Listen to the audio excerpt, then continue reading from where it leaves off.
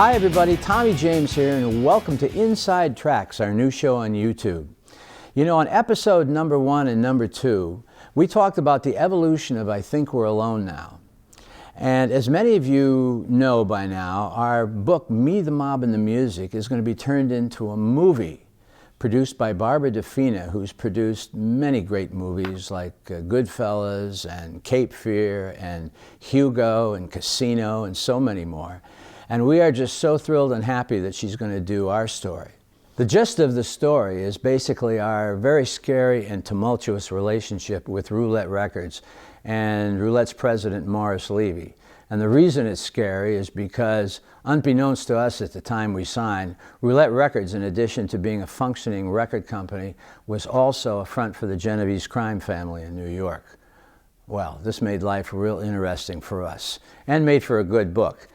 But at any rate, the last scene of the movie is going to be where Morris Levy passes away. Now, Morris Levy asked for me during the day, but I couldn't be there because I was in Chicago doing a concert. And when I heard about his passing, I was just getting off the stage.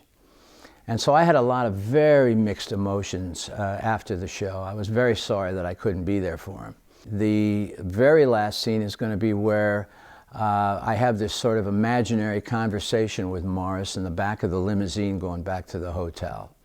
So the camera pans back and the limo goes into the Chicago night and you can see the Chicago skyline, and it really is quite moving. The credits start rolling and this next song comes on just at that moment. And it's the last version of I Think We're Alone Now. It's slow, it's acoustic, it's so very different from the original version. I brought the original Shondells, Mike Vale, Ronnie Rossman, and Eddie Gray into the studio. And we hadn't made music together in a whole lot of years, and it was great getting back together with these guys. And we did this new version, and we were all very moved by it because we knew where it was going to appear in the movie. Jimmy Wisner, my friend, music partner, and arranger, from almost 50 years ago, was also by my side as we co-produced this. And so it's a rough mix.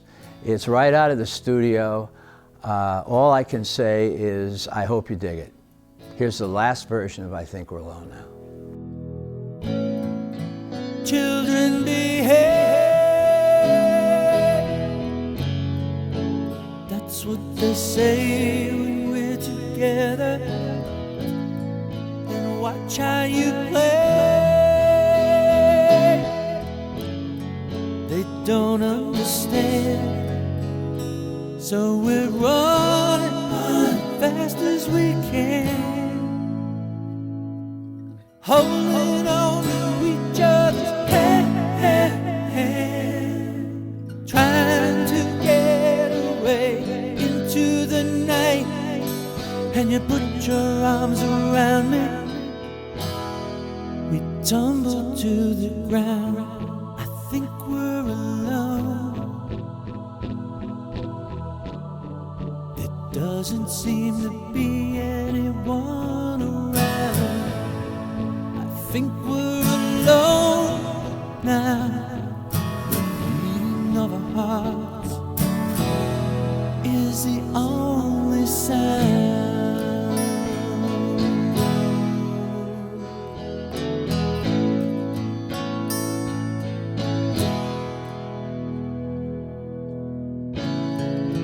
Look at the way we gotta hide what we're doing, 'cause what would they say if they ever knew? So we're running as fast as we can, and we're holding on to each other's hand, trying to get away into the night. Then you put your arms around me, we tumble to the ground, and you say, I think we're alone now. There doesn't seem to be anyone around. I think we're in love now, the beating of our hearts. Isn't it interesting how well the lyrics worked in that version, just as much as it did in the original teenage love song back in 1967? And with Ronnie and Eddie and Mike with me, as well as Jimmy Wisner, it really did feel like a complete circle had been made, didn't it? See you next time on Inside Tracks.